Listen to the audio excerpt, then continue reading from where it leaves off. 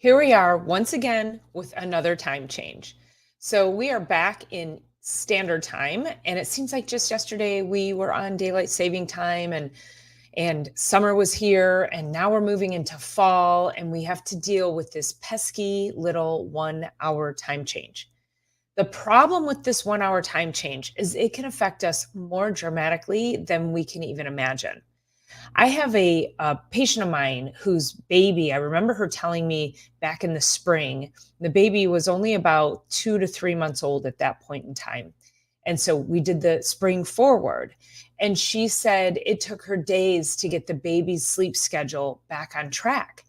Babies are amazing for giving us the insight to what really happens with our bodies, and that we can't just say to people, you should go to bed 15 minutes early, try to wake up 15 minutes early. These seem like almost impossibilities, especially as we go through the summer when it's light out until almost 10 o'clock at the peak summer times. And we just want to stay up and be outside and take advantage of everything that the summer has to offer. And our bodies actually are very adaptive to that. So our hormonal cycles, our circadian rhythms, our hormones will stay in balance and in sync with the daylight, and then they will adapt as we get into the darkness. And so every time we drastically lose daylight or sunlight or get more nighttime, however you want to look at it, our bodies have to suddenly readapt. And they won't suddenly readapt. It actually takes a few days, sometimes weeks, for people to properly adapt to just that 1 hour of time change.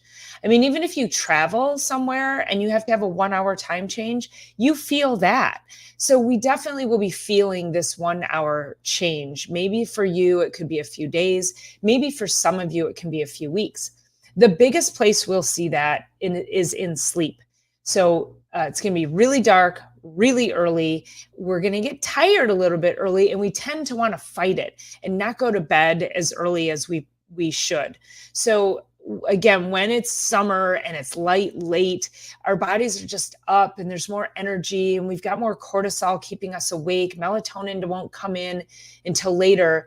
And now what's going to happen is we are going to get darker around 5 o'clock, and the melatonin, which helps us sleep, melatonin is going to try to make its way in, but cortisol, which keeps us awake, cortisol is going to stay up. And then now we have all our lights on and we're in front of our TVs and our computers until late at night.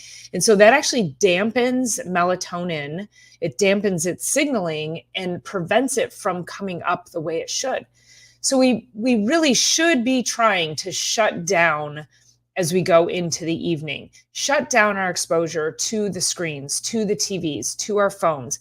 Pick up a book. Keep the lights a little bit dim in the house so it's not blasting and keeping your cortisol levels high, so that your melatonin has an opportunity to come in and make you sleepy so that you can get a good night's sleep. Oftentimes you'll notice that you may have difficulty falling asleep easily in these times. Now, if you already have trouble falling asleep easily, this may impact you even more. That's a conversation for a whole nother time. And you can always reach out to me, because one of the things that I help people do is get their sleep reset. So you may have difficulty falling asleep easily. If you do, I always recommend that you can, try like a cup of chamomile tea. Magnesium is wonderful for nighttime. Magnesium, calcium, those types of buffers, they're really great for nighttime. My favorite is magnesium bisglycinate, and it's just a wonderful way of calming the brain, the muscles, and just getting everything settled in for the evening. So if you're going to take a supplement in the evening to try to get your body to calm and rest and get your brain to calm, then you want to make sure that you're not taking it and then going and sitting in front of the TV or sitting in front of your phone, because now you're defeating the purpose. You could also try taking melatonin in the evening. But again, if you're taking the melatonin and you're still battling this cortisol high, you're just fighting against itself, because melatonin and cortisol go like this. So be really mindful of that if you decide you want to take some melatonin, you then have to do the things that bring your cortisol levels down, which are being in dim light, not watching television, getting off the screens, not watching your phone. That's the first thing, is getting yourself to fall asleep easily. Other things that can help you is an Epsom salt bath. So 20 minutes in a nice hot bath before you go to bed with some lavender. Essential oil is a wonderful way to calm the body. Deep breathing can also be very helpful for getting the brain signaling to calm down, quieting your thoughts. Oftentimes, because again, now we have this, our bodies want to go to bed earlier, but our brains are still on overdrive. And so ways to calm the brain down are going to be things like meditation, deep breathing, that nice warm soak in a bath, and then of course the magnesium threonate is excellent for brain health, so you could try that as well. So you can even do a walk, do a walk after dinner. Make sure you put on a nice reflective vest so that you're again, it's dark, you want to be safe out there. But the problem again with this time change is that now we're going to go through the next 6 months, and then we just have to pop back into it come I think it's March. And so we just have to deal with it at this point in time. So think of the things that you could be doing to help to regulate your hormonal cycles. Exercise is always on the top of the list. So if you are not moving, if you did not take advantage of the summer to start an exercise program or tap into or improve upon or expand your current exercise program, then you just got to suck it up now. You got to, find yourself a gym or get outside. If you like being outside in the cooler air, we did a 5-mile walk today with the dog. It was beautiful outside. I bundled and I was roasting by the time I got back. It was about 50 degrees, so it wasn't too bad out there, but it was energizing, calming, and relaxing all at the same time. You're outside with nature. Anything you can do to nourish your brain like that is just so beneficial for your long-term health.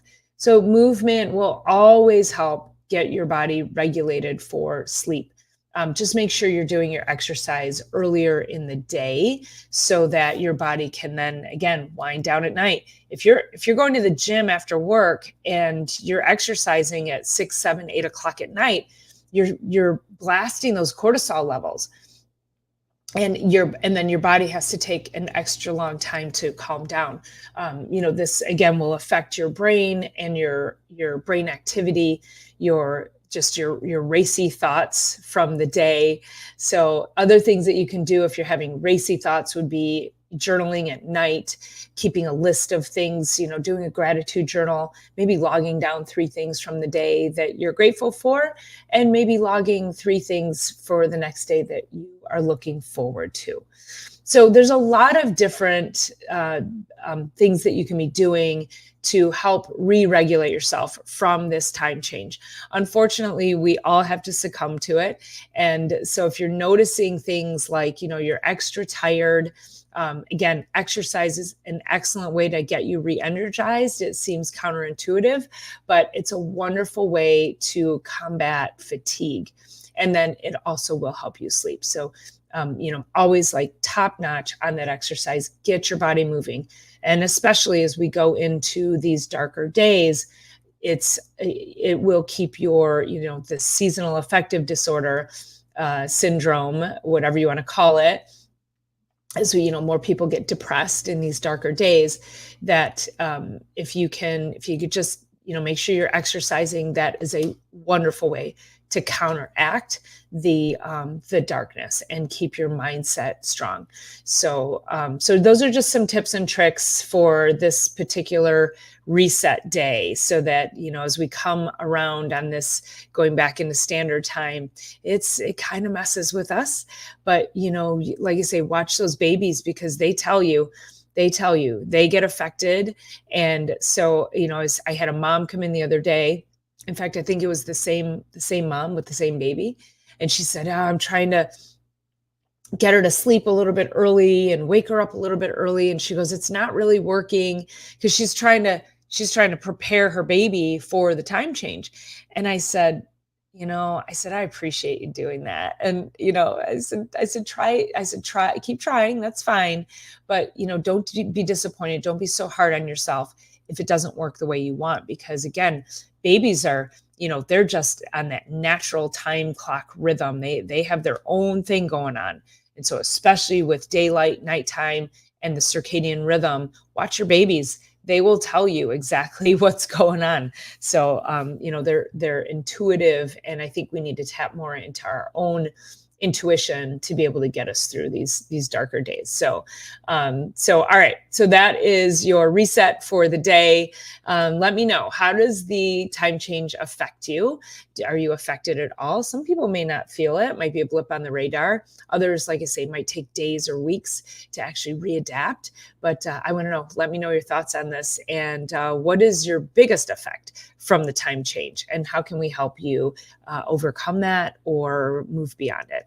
All right, let me know your thoughts, and I appreciate you being here, and I will see you on the next one.